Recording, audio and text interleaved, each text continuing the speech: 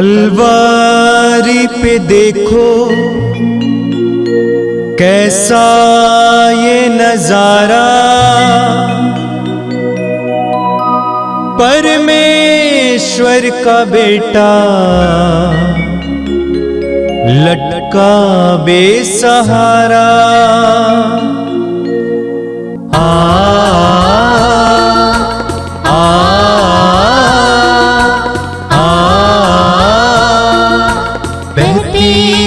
धारा जिसमें सबको मिले मुक्ति, बहती रक्त धारा जिसमें सबको मिले शांति, बहती रक्त धारा जिसमें सबको मिले मुक्ति, बहती रक्त धारा जिसमें सबको मिले शांति।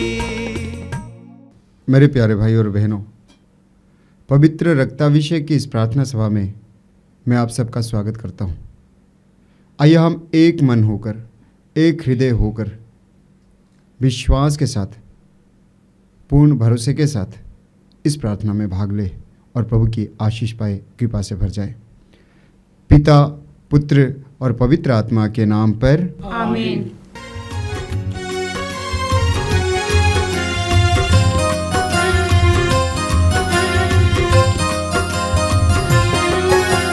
यीशु के बदन से बही जो लहू की धारा, उसमें धुले हमारे पापों के दाग सारे।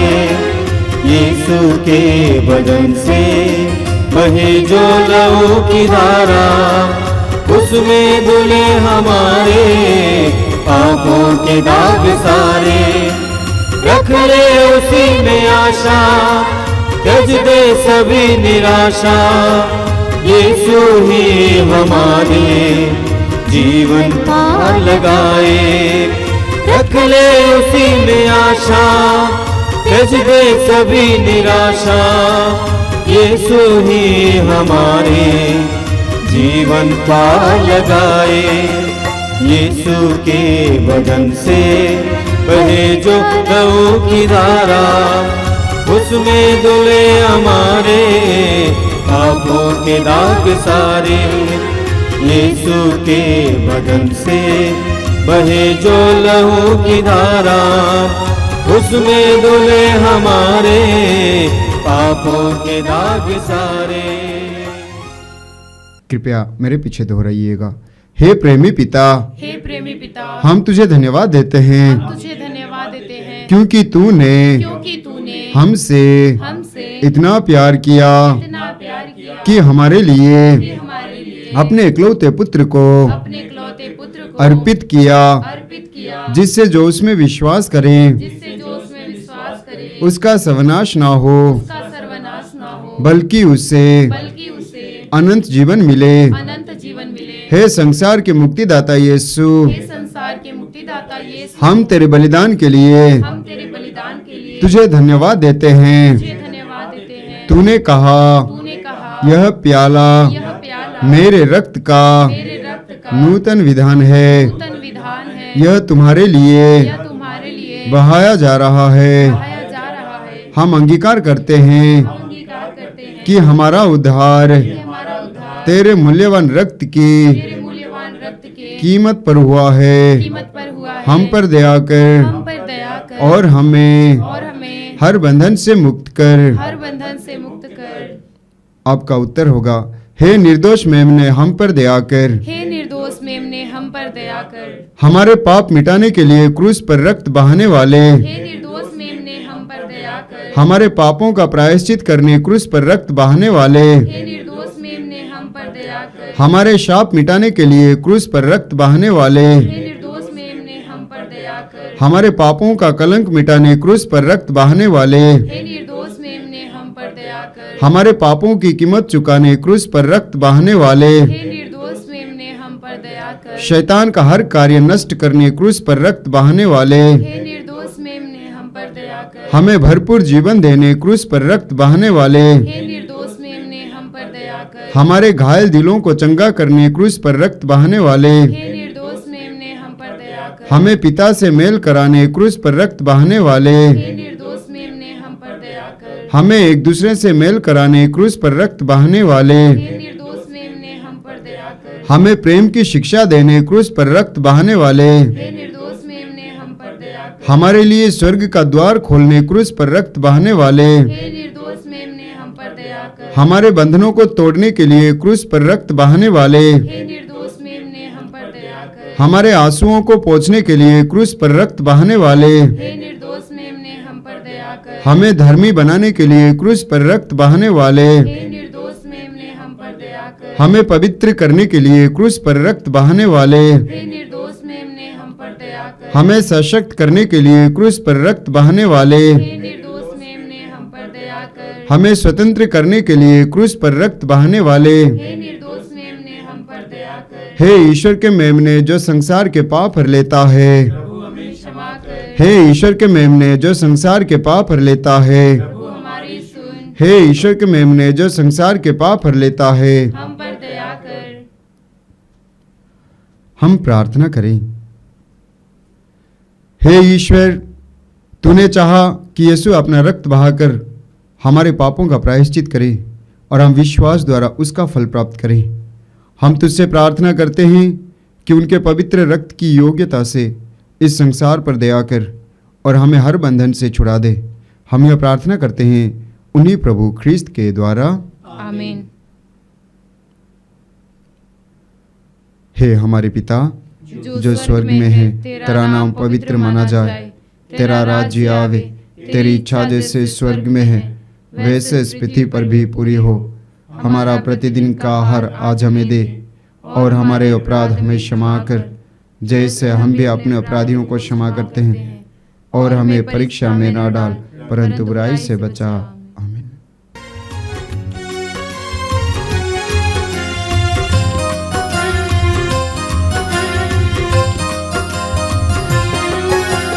यीशु के बदन से बही जो लहू की धारा, उसमें धुले हमारे पापों के दाग सारे। यीशु के बदन से बहे जो लहू की धारा, उसमें धुले हमारे पापों के दाग सारे।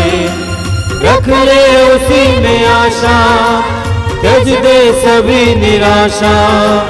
यीशु ही हमारे जीवन पार लगाए।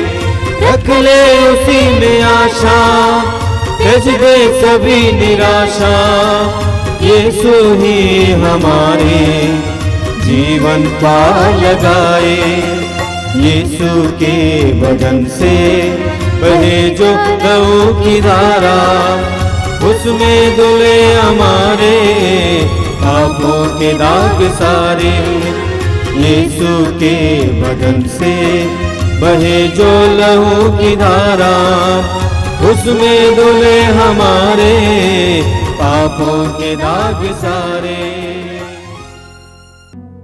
आइए हम प्रार्थना करें। इस रक्ताभिषेक प्रार्थना के लिए अपने आप को तैयार कीजिए। अपने आप को पवित्र आत्मा के अधीन कीजिए। ये पवित्र आत्मा का युग है। सामर्थ्यवान ईश्वर का आत्मा, शक्तिशाली ईश्वर का आत्मा, करुणामय ईश्वर का आत्मा इस समय हमारे ऊपर उतर आए। हमें इस रक्ताभिषेक प्रार्थना के लिए तैयार करें। प्रभु के दिव्य रक्त के नाम पर प्रार्थना की जा रही है, एक शक्तिशाली प्रार्थना। प्रभु इस समय हम में से हर एक को तैयार करें। मैं आपसे अनुरोध करूंगा कि आप अपनी आंखें बंद रखें। आप जहां कहीं भी बैठे हों, अपने परिवार के साथ बैठे हों, अकेले बैठे हों, अपने समुदाय के साथ बैठे हों, अपने दल में बैठे हों, पूर्ण विश्वास के साथ बैठिए। इस समय प्रभु का आत्मा आपके ऊपर मंडरा रहा है। ईश्वर का आत्मा आपके ऊपर मंडरा रहा है। प्रभु इस समय अपने अधिकार में कर रहे हैं। प्रभु यीशु धन्यवाद देता हूं इन पलों के लिए। मैं धन्यवाद देता हूं इस प्रार्थना के लिए। तेरी उपस्थिति के लिए धन्यवाद देता हूं। मैं जानता हूं कि इस समय तू मेरे भाई बहनों के करीब है, तो इनके जीवन की एक एक बात को समझ रहा है, हृदय के एक एक भाव को इस समय देख रहा है। उनके बोलने से पहले ही उनके हृदय के भाव को तूने जान लिया है। प्रभु यीशु धन्यवाद देता हूं इन पलों के लिए, आशीष के इन पलों के लिए। आइए मेरे भाई और बहनों, अपने हृदय और मन को पूरी तरह से प्रभु पर लगाइए और इस प्रार्थना में योग्य रीति से भाग लेने के लिए अपने आप को तैयार कीजिए। अपने सारे दुखों और पीड़ाओं को इस समय प्रभु के सामने रखना। हम में से कुछ लोगों को बराबर रोते रहने की आदत है। ये बहुत ही गंदी आदत है। इसके बदले हमें प्रभु की स्तुति करना सीखने की आवश्यकता है। संत पौलुस हमें याद दिलाते हैं कि हर बात के लिए, सब बातों के लिए प्रभु को धन्यवाद दो। धन्यवाद के हृदय से, धन्यवादी हृदय से समय इस प्रार्थना में भाग लीजिए। पवित्र आत्मा की उपस्थिति महसूस कीजिए। प्रभु के दिव्य वचनों को सुनने के लिए अपने हृदय और मन को तैयार कीजिए। प्रभु से बोलिए कि प्रभु बोल, तेरा दास सुन रहा है, तेरी दासी सुन रही है। बोलिए प्रभु, बोलिए। प्रभु के पवित्र वचनों को ग्रहण करने के लिए हम अपने आप को तैयार करें। धन्यवाद यीशु, धन्यवाद ही पिता, धन्यवाद ही पवित्र आत्मा।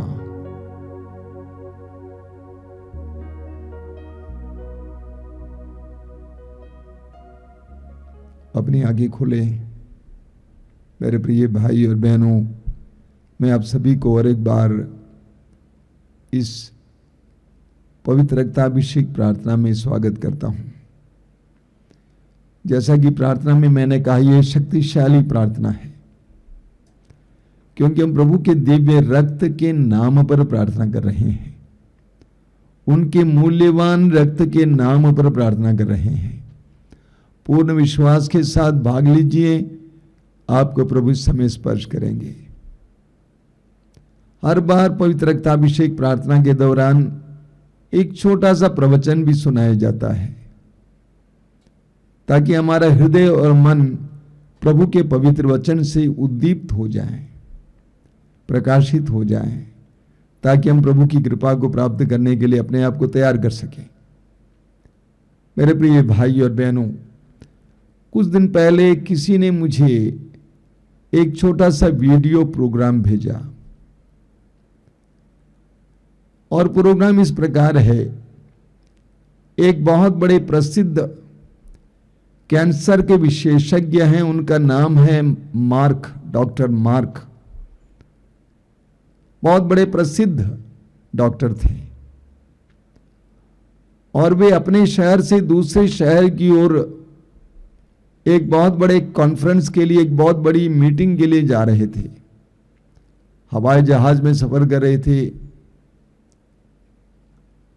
वहां पहुंचने से पहले ही हवाई जहाज में कोई गड़बड़ी आ गई, और इसलिए एक दूसरे हवाई अड्डे पर उतरना पड़ा।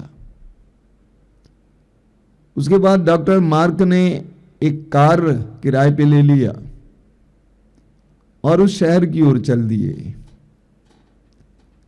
रास्ते में मार्ग भटक गए और गलत रास्ते पे जाने लगे। तब तक आंधी आई, वर्षा आई। सड़क के किनारे एक छोटा सा घर था, उसके सामने कार खड़ा कर दिया और उस घर के दरवाजे पे खटखटाए। एक नारी ने दरवाजा खोला। डॉक्टर मार्क अंदर गए। नारी ने कहा, जब तक बारिश हो रही है आप हमारे यहाँ रह जाइए। बैठने के लिए जगह दिए। उसके बाद उस नारी ने उनके लिए काली चाय बनाई और कहा कि आप पी लीजिए। उसके बाद नारी ने कहा कि मैं प्रार्थना करने जा रही हूँ। छोटा सा घर था। जब डॉक्टर चाय पीते जा रहे थे, उनको दिखाई दे रहा था कि वो नारी एक खाट के बगल में घुटना टेक कर प्रार्थना कर रही थी। डॉक्टर समझ गए कि ये कुछ परेशानी में है। चाय पीने के बाद धीरे से उसके करीब गए, पूछा, नारी क्या समस्या है? तुम प्रार्थना कर रही हो, क्या ईश्वर तुम्हारी प्रार्थना सुनेगा? नारी ने कहा, देखिए ये बिस्तर पर मेरा बच्चा पड़ा हुआ है, इसको एक अजीब कैंसर हो गया है। मैं कई डॉक्टरों के पास ले गई, कई अस्पताल ले गए, उन्होंने कहा कोई कुछ नहीं कर सकता है। एक डॉक्टर हैं जो तुम्हारी मदद कर सकता है, उसका नाम है डॉक्टर मार्क। और उस डॉक्टर मार्क के पास पहुंचने के लिए मेरे पास पैसा नहीं है। इतना सुनने के बाद डॉक्टर मार्क फूट फूट कर रो पड़े। उनको प्रार्थना पर विश्वास हुआ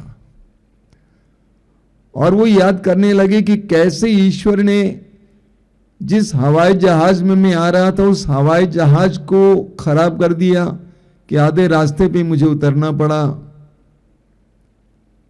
कैसे मैं कार लेकर रास्ता भटक गया और इस नारी के घर के सामने आके मुझे रुकना पड़ा। एक बहुत जबरदस्त घटना है। क्या ये सच्ची घटना है या कहानी है मैं नहीं जानता, लेकिन एक सत्य जानता हूं, इस तरह की हजारों घटनाएं आज संसार भर में घटित हो रही हैं। दुख और पीड़ा में लोग ईश्वर को पुकारते हैं और ईश्वर प्रबंध करता है। हमें तोबीत के ग्रंथ के अध्याय 3 में एक बहुत सुंदर उदाहरण मिलता है।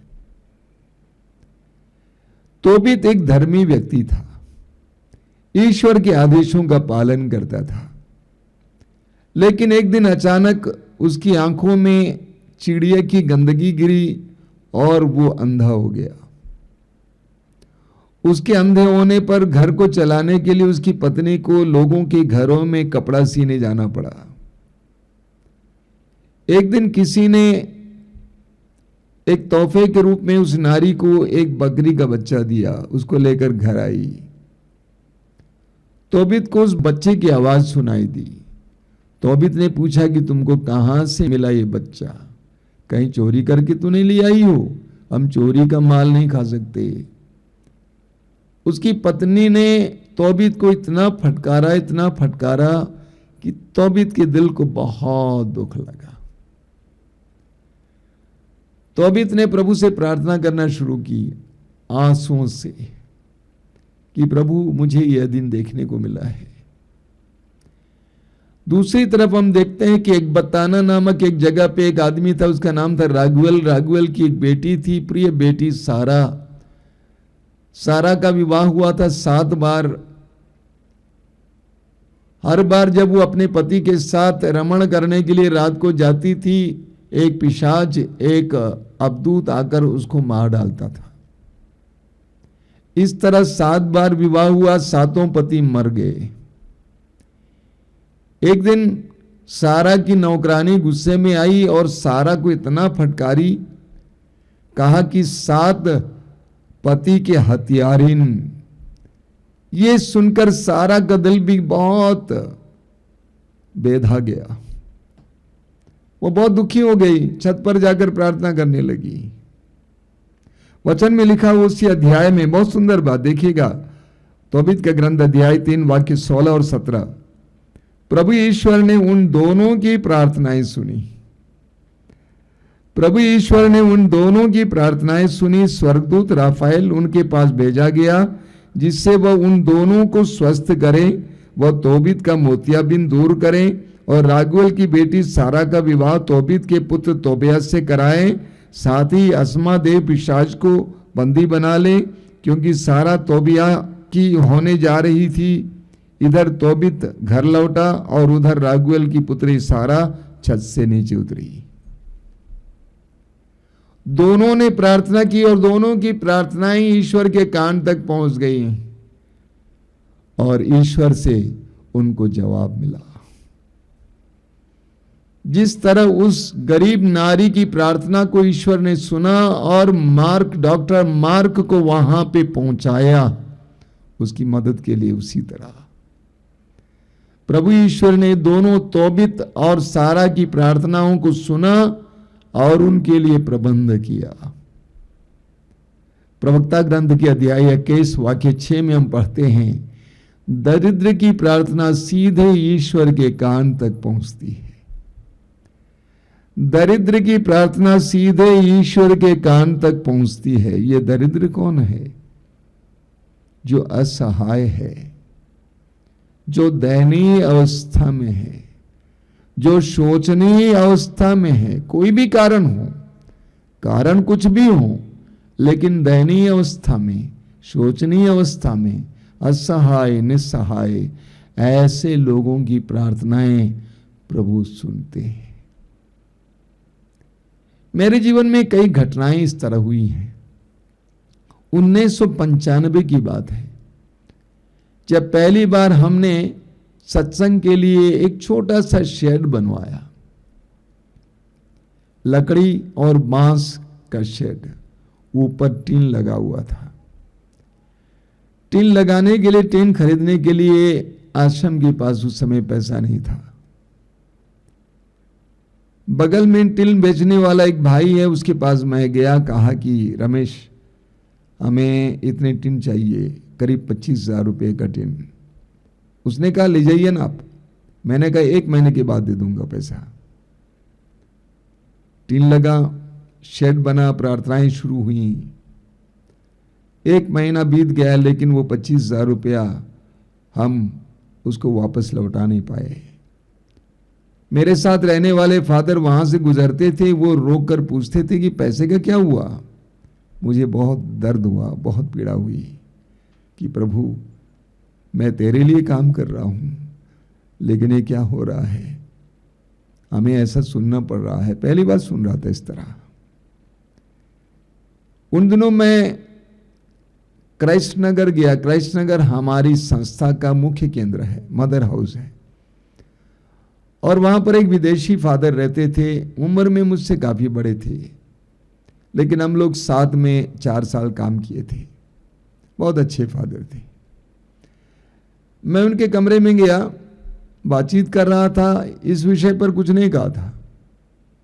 बातचीत के बाद उठकर चले आने वाला था, उस फादर ने मुझे रोक दिया, कहा कि अनिल रुक जाओ। मैं रुक गया और वो गए अपने बेडरूम में और अपना अलमारा खोले और एक लिफाफा लेकर आए, और उन्होंने मुझसे कहा कि देखो, मेरे एक मित्र ने कुछ पैसा दिया है, कहा कि कोई किसी भले इंसान को देना जो लोगों के लिए भलाई करता है, और आप अच्छा काम कर रहे हैं, ये ले जाइए। मैं उसको लेके आया, कमरे में आकर उस लिफाफे को खोला, 25,000 रुपये। मैं फूट फूट कर रो पड़ा। मैंने फादर से पैसा मांगा नहीं था, लेकिन मेरे अब्बा पिता जानता था कि मुझे उसकी आवश्यकता है।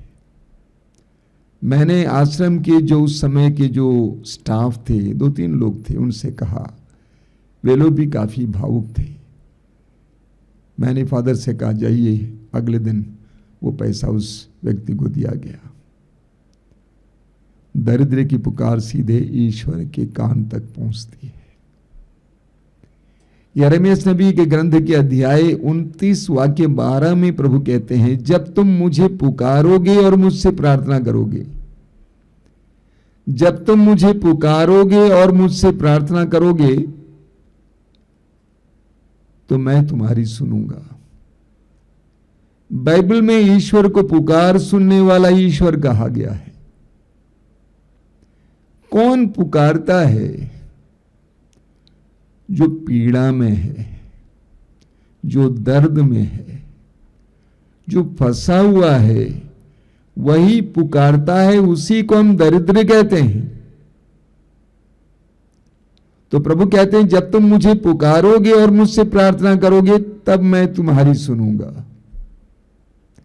जब तुम मुझे पुकारोगे और मुझसे प्रार्थना करोगे,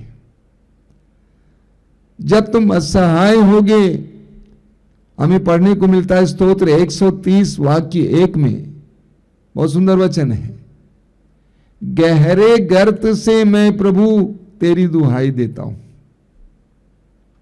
गहरे गर्त से, यानी गहरे गड्ढे से प्रभु मैं तुझे पुकारता हूं, मेरी सुन। गहरे गर्त से वो नारी निस्सहाय थी।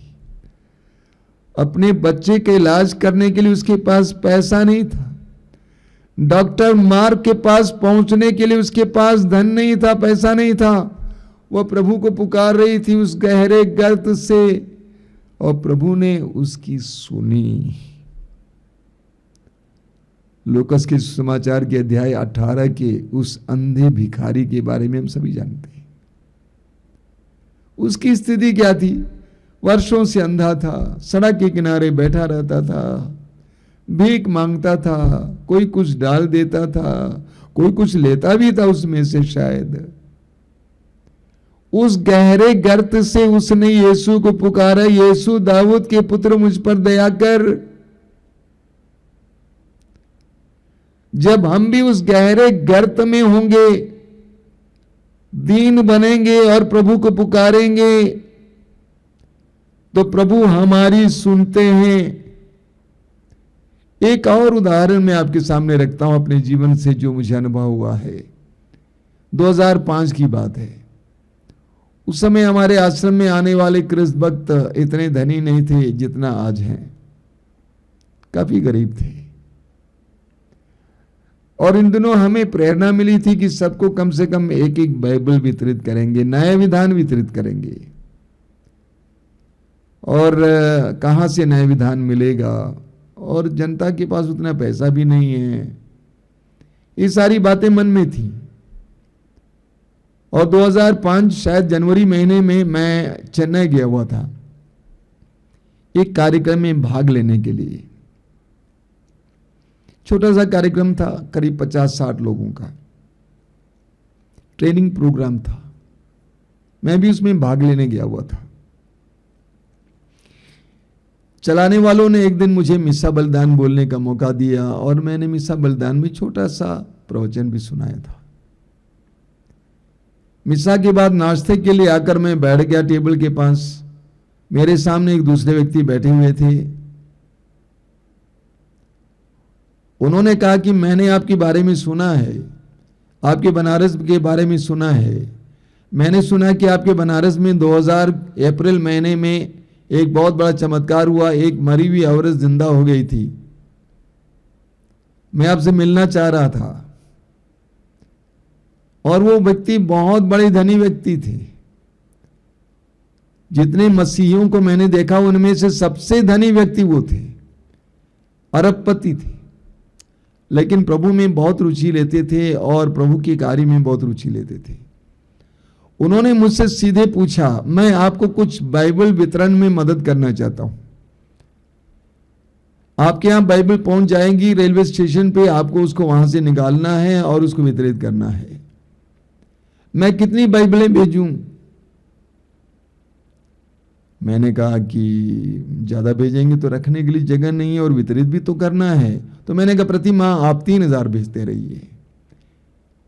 आप विश्वास नहीं करेंगे, 3 साल लगातार हर माह 3-3 हजार नए विधान आश्रम आते थे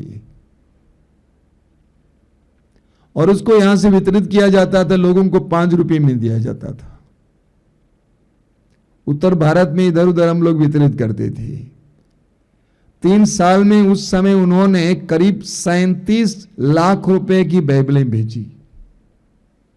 उस समय की बात कर रहा हूं, 2005 से 2008 तक। जब हम दरिद्रता में हैं, दुख में हैं, पीड़ा में हैं, प्रभु को पुकारते हैं तो प्रभु हमें सुनते हैं। एक बहुत सुंदर वचन है, मैं आपको सुनाना चाहता हूं। स्तोत्र 10 उसके वाक्य 14 में इस प्रकार लिखा हुआ है, किंतु तू कष्ट और दुख देखता है और हस्तक्षेप करने का ध्यान रखता है। प्रभु तू कष्ट और दुख देखता है, प्रभु तू कष्ट और दुख देखता है और हस्तक्षेप करने का ध्यान रखता है। दीनहीन अपने को तुझ पर छोड़ देता है, तू अनाथ की सहायता करता है। हमारी दीनता में, दुखित अवस्था में प्रभु हस्तक्षेप करते हैं। हस्तक्षेप करने का मतलब क्या है?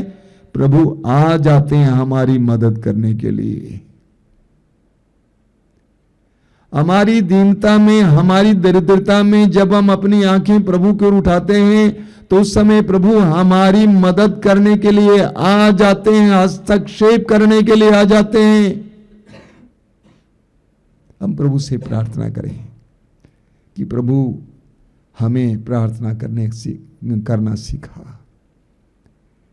हमारी पीड़ाओं में, हमारे दुख में, असहाय अवस्थाओं में तुझे पुकारने की कृपा दे। आइए हम प्रार्थना करें। धन्यवाद देता हूं प्रभु इस समय के लिए, इन सुंदर वचनों के लिए धन्यवाद देता हूं।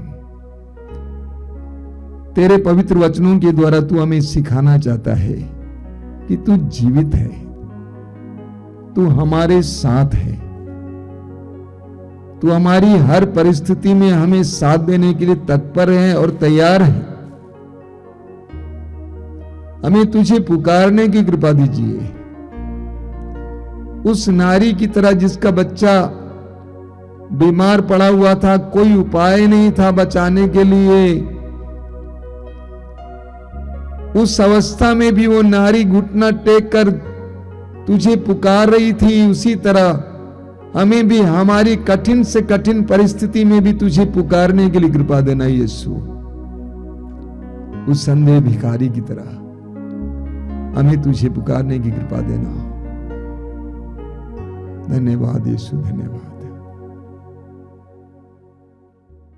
पिता तेरी वंदना करते हैं, पिता तेरी वंदना करते हैं, पिता तेरी वंदना करते हैं, पिता तेरी वंदना करते हैं। जीवन तेरे चरणों में रखते हैं, जीवन तेरे चरणों में रखते हैं, जीवन तेरे चरणों में रखते हैं, जीवन तेरे चरणों में रखते हैं।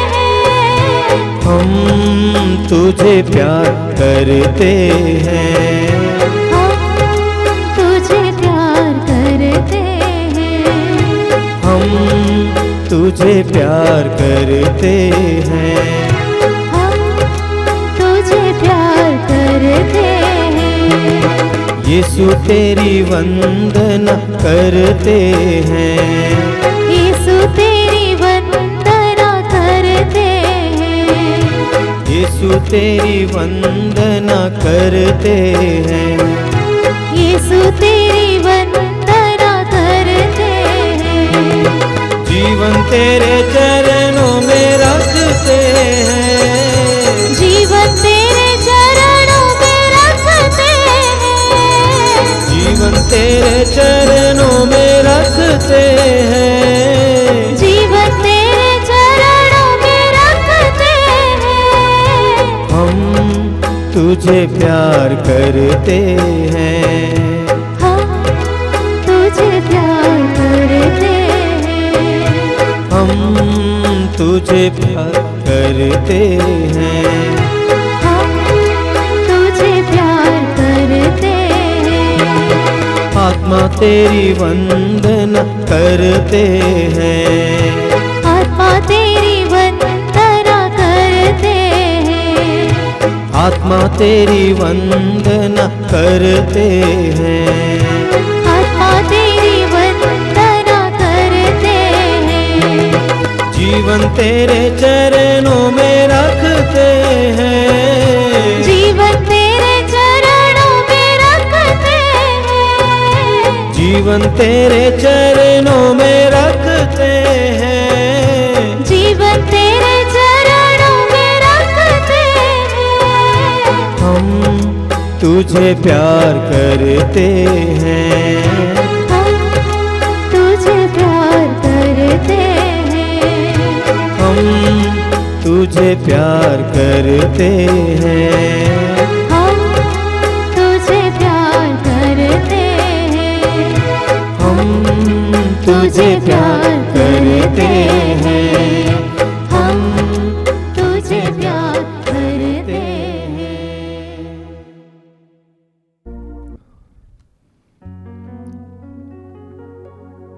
आइए हम हृदय की गहराई से प्रभु की आराधना करें। मैं आप सभी से अनुरोध करूंगा कि आप जहां कहीं भी बैठे हों इस समय अपनी आंखें बंद रखें, अपने सारे कामकाज से अपने आप को निवृत्त करें, पूरी तरह से आजाद होकर इस आराधना में भाग लेने के लिए अपने आप को तैयार करें।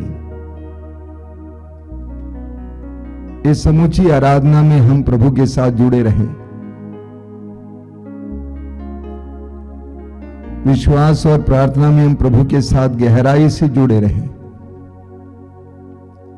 मैं आप सभी से अनुरोध करूंगा कि इस समय आप अपनी समस्याओं को कुछ देर के लिए भूल जाएं या तो प्रभु के सामने रखें, आराधना में लग जाएं। हम सारी सृष्टि के साथ प्रभु की आराधना करेंगे। हम सभी स्वर्गदूतों और संतों के साथ प्रभु की आराधना करेंगे। सारे विश्वासियों के साथ, सारी कलीसिया के साथ प्रभु की आराधना करेंगे। और इस समय इस प्रार्थना से जुड़े हुए एक एक भाई बहन के साथ हम प्रभु की आराधना करेंगे। आराधना में शक्ति है, सामर्थ्य है। आराधना के दौरान बड़े बड़े चिन्ह और चमत्कार प्रकट होते हैं। सारे हृदय से प्रभु की आराधना में लग जाइए। प्रभु के सामने अपनी सारी समस्याओं को रखिए और आराधना में लीन हो जाइए। दयालु प्रभु, मैं तुझे धन्यवाद देता हूं इस सुंदर समय के लिए, इस आराधना के समय के लिए धन्यवाद देता हूं। हर समय हम अपना हृदय तेरे लिए खोलते हैं तो हमारे लिए कृपाओं की वर्षा करता है। कमी हम में है प्रभु, हम स्वीकार करते हैं। हम पूरी तरह से खुले नहीं हैं, स्वतंत्र नहीं हैं। हम इस समय अपने आप को तेरे हाथ में समर्पित करते हैं। धन्यवाद देता हूं प्रभु इस समय के लिए और हमारे भाई बहनों के लिए जो इस समय इस प्रार्थना से जुड़े हुए हैं। मैं विश्वास करता हूं कि आज इस पवित्र रक्ताभिषेक की प्रार्थना के दौरान तू बहुत सारे भाई बहनों को स्पर्श करेगा। कई लोगों के विभिन्न प्रकार के रोगों से उनको छुटकारा देगा, कई तरह के बंधनों से आजाद करेगा, नशे के बंधन से, अश्लीलता के बंधन से, अलग अलग के प्रकार के बंधनों से आजाद करेगा। मैं पूर्ण विश्वास करता हूं प्रभु। इस समय प्रार्थना करता हूं कि इस समय चमत्कार और चिन्ह प्रकट करना। तेरे पवित्र रक्त के द्वारा तूने हमारे उद्धार किया है और तेरे पवित्र रक्त के द्वारा इस समय बड़े बड़े चिन्ह और चमत्कार प्रकट करना है यीशु। मेरे भाई बहनों के जीवन में इस समय आज बड़े बड़े चिन्ह और चमत्कार प्रकट करना है यीशु। आइए मेरे भाई और बहनों, इस समय हम प्रभु की आराधना करेंगे। हमारे प्रभु पुकार सुनने वाले प्रभु हैं। प्रभु अपने पवित्र वचन में हमें बार बार याद दिलाते हैं, मुझे पुकारो। स्तोत्र गीत के अध्याय 50 में हम पढ़ते हैं, प्रभु कहते हैं, संकट के समय मेरी दुहाई दो और मैं तुम्हारा उद्धार करूंगा और तुम मेरा सम्मान करोगे। बाइबल में जिस ईश्वर के बारे में बताया गया वो ईश्वर पुकार सुनने वाला ईश्वर है।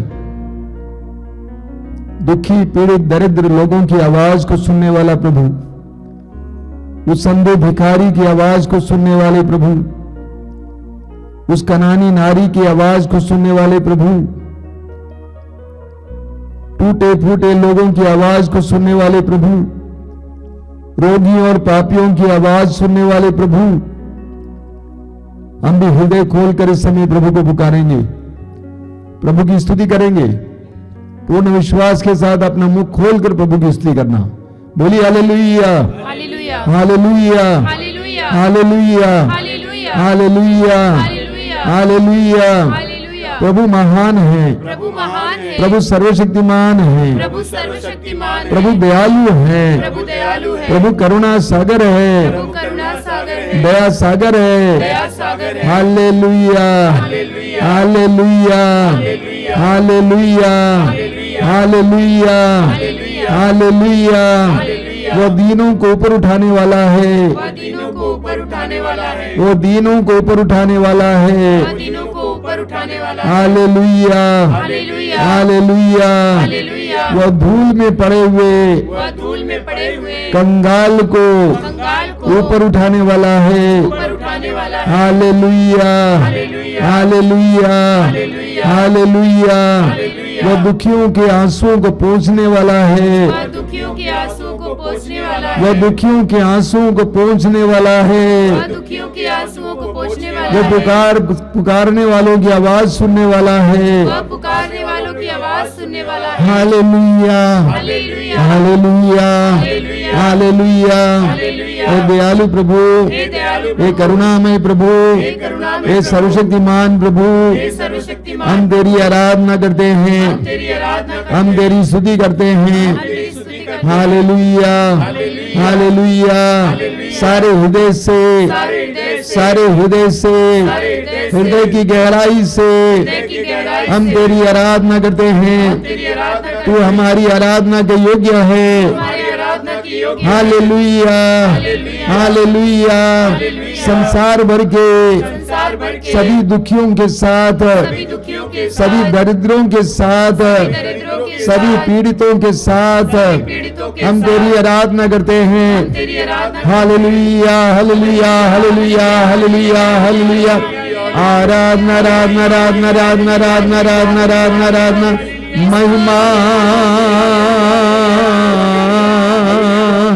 महिमा, महिमा, महिमा, महिमा, महिमा, महिमा, महिमा। आराधना, आराधना, आराधना, आराधना, आराधना, आराधना, आराधना, आराधना, आराधना, आराधना, आराधना।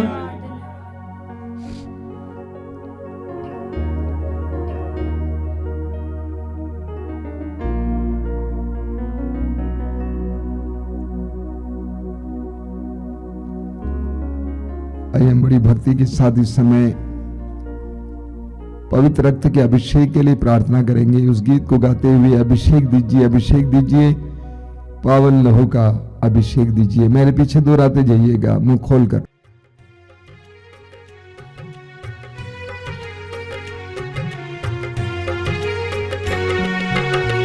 अभिषेक दीजिए, अभिषेक दीजिए, पावन लहू का अभिषेक दीजिए। अभिषेक दीजिए, अभिषेक दीजिए, पावन लहू का अभिषेक दीजिए। अभिषेक दीजिए, अभिषेक दीजिए, पावन लहू का अभिषेक दीजिए। अभिषेक दीजिए, अभिषेक दीजिए, पावन लहू का अभिषेक दीजिए। पाप अधर्म से भारी है धरती, पाप मिटाने अभिषेक दीजिए। अभिषेक दीजिए, अभिषेक दीजिए, पावन लहू का अभिषेक दीजिए। युद्ध और विनाश का अंधेरा है छाया, शांति दिलाने अभिषेक दीजिए। अभिषेक दीजिए, अभिषेक दीजिए, पावन लहू का अभिषेक दीजिए। जकड़ा है मानव पापों के जाल में, बंधन तोड़ने अभिषेक दीजिए। अभिषेक दीजिए, अभिषेक दीजिए, पावन लहू का अभिषेक दीजिए। अश्लीलता का बादल घनेरा पवित्र करने अभिषेक दीजिए। अभिषेक दीजिए, अभिषेक दीजिए, पावन लहू का अभिषेक दीजिए। पाप मिटाने शाप मिटाने पावन लहू का अभिषेक दीजिए। अभिषेक दीजिए, अभिषेक दीजिए, पावन लहू का अभिषेक दीजिए। रोग मिटाने शोक मिटाने पावन लहू का अभिषेक दीजिए। अभिषेक दीजिए, अभिषेक दीजिए, पावन लहू का अभिषेक दीजिए। नशे की आत्मा सताए तेरे जन को छुटकारा देने अभिषेक दीजिए। अभिषेक दीजिए, अभिषेक दीजिए, पावन लहू का अभिषेक दीजिए। पावन लहू से धरती को धोने अभिषेक दीजिए। अभिषेक दीजिए। अभिषेक दीजिए, अभिषेक दीजिए, पावन लहू का अभिषेक दीजिए। पावन लहू से घर घर को धोने अभिषेक दीजिए। अभिषेक दीजिए।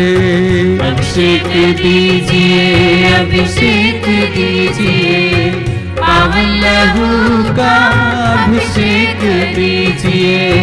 पावन लहू से हर दिल को धोने अभिषेक दीजिए। अभिषेक दीजिए। अभिषेक दीजिए, अभिषेक दीजिए, पावन लहू का अभिषेक दीजिए। पावन लहू से हर दिल को धोने अभिषेक दीजिए। अभिषेक दीजिए। अभिषेक दीजिए, अभिषेक दीजिए, पावन लहू का अभिषेक दीजिए। पावन लहू से हर तन को धोने अभिषेक दीजिए। अभिषेक दीजिए। अभिषेक दीजिए, अभिषेक दीजिए, पावन लहू का जोर से अभिषेक दीजिए। अभिषेक दीजिए, अभिषेक दीजिए, पावन लहू का अभिषेक बार बार गाएंगे। दीजिए। अभिषेक दीजिए, अभिषेक दीजिए, पावन लहू का अभिषेक दीजिए।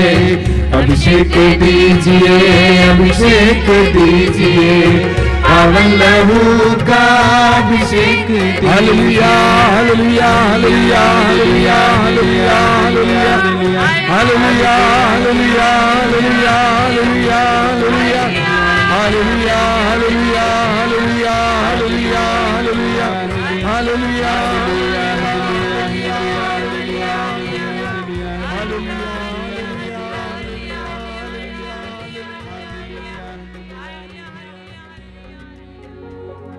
शांत होकर इस समय प्रभु के पवित्र रक्त का अभिषेक ग्रहण कीजिए। प्रभु यीशु तेरे मूल्यवान रक्त का अभिषेक हमें प्रदान कीजिए। हमारे शरीर हृदय मन और आत्मा को शुद्ध और पवित्र कीजिए। हमारे घर घर के कोने कोने को शुद्ध और पवित्र कीजिए। हमारे परिवारों को शुद्ध और पवित्र कीजिए यीशु।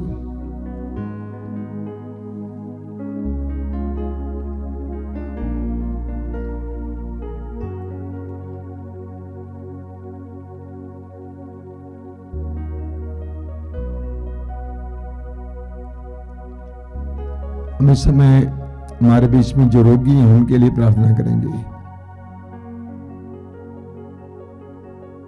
प्रभु के पवित्र वचन में लिखा हुआ है, उसके घावों द्वारा हम भले चंगे हो गए हैं। प्रभु यीशु के घावों द्वारा हम भले चंगे हो गए हैं। हमारे बीच में जितने भी रोगी हैं उन सभी लोगों के लिए हम इस समय प्रार्थना करेंगे।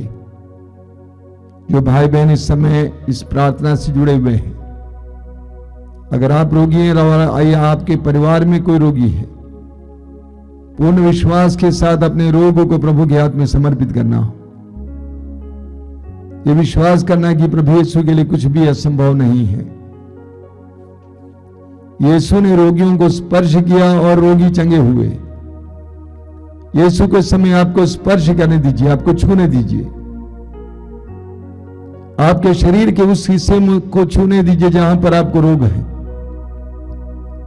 विश्वास के साथ इस समय प्रार्थना में इस समय लीन हो जाना और अपने रोग को प्रभु के हाथ में समर्पित करते हुए ऊंची आवाज में प्रभु की स्तुति करते जाना, इस विश्वास के साथ कि प्रभु यीशु आपके जीवन में कार्य कर रहे हैं।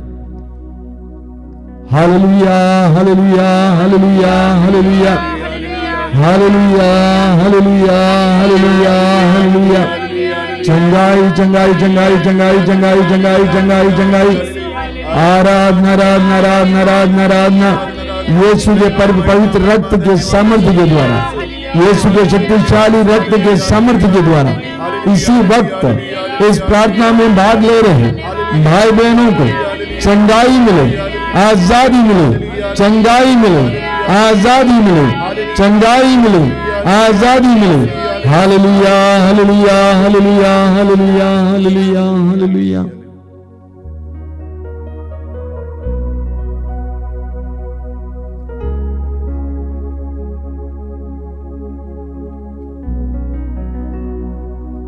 बड़े भक्ति के साथ इस समय प्रभु की आशीष पाएंगे।